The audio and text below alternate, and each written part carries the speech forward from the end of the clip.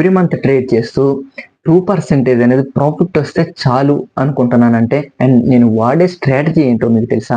So example నేను వాడే strategy మీకు రివీల్ చేస్తున్నాను వినండి. సో ఫస్ట్ నేను ఒక 1,00,000తో నేను ట్రేడ్ అయితే తీసుకున్నాను అనుకుందాం. నాకు మాక్సిమం నాకు 2% అనేది ఈ మంత్లో వచ్చేసింది అనుకుందాం. మేబీ ఒక 2 రోజులు 3 రోజులు ట్రేడ్ చేయడం వల్ల రూ. 2,000 అనేది ప్రాఫిట్ వచ్చేసింది అనుకుందాం. సో ఆ ప్రాఫిట్ వచ్చేసిన తర్వాత నేనైతే అసలు ట్రేడ్ అయితే తీసుకోను. నాకు ఇంకా ట్రేడింగ్ డేస్ ఉన్నా సరే నేనైతే ట్రేడ్ అయితే చేసుకోను. ఎందుకంటే నా టార్గెట్ అనేది అక్కడ హిట్ అయిపోయింది. సో నేను ఇంకా ట్రేడ్ అనేది చేయను అనమాట. అండ్ నెక్స్ట్ మంత్ వచ్చేసినప్పటికి ఏం చేస్తాను తెలుసా? ఇప్పుడు నేను ముందు నెలలో ఏం చేశాను నేను? సో 1,00,000తో ట్రేడ్ అనేది చేశాను. నెక్స్ట్ మంత్లో ఏం చేస్తాను తెలుసా? 1,02,000తో ట్రేడ్ అనేది చేస్తాను. అండ్ ఆ తర్వాత కూడా నేను 2% అనేది ప్రాఫిట్ అనేది తీసిన తర్వాత ఆ తర్వాత నెక్స్ట్ మంత్ వచ్చేసినప్పటికీ నేను 1,04,200 అనేది ప్రాఫిట్ అనేది చేస్తాను అనమాట.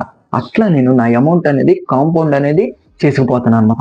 గుర్తుపెట్టుకోండి, కాంపౌండింగ్ ఉన్నంత పవర్ అసలు దేంట్లోనూ ఉండదన్నమాట. సో ఇట్లా కనుక మీరు స్టార్టింగ్ ఒక 3-4 ఇయర్స్ వరకు మీకు డబ్బులు అనేవి కనబడవు. బట్ మీకు తెలియని విషయం ఏంటంటే అలా కాంపౌండ్ అవ్వే అమౌంట్ ఒక 5 ఇయర్స్ లేదా 6 ఇయర్స్ ఉన్నప్పటికీ మీ దగ్గర చాలా అమౌంట్ అయిపోతుంది. ఎగ్జాంపుల్ 10 lakhs, 20 lakhs, 40 lakhs అయిపోతాయి.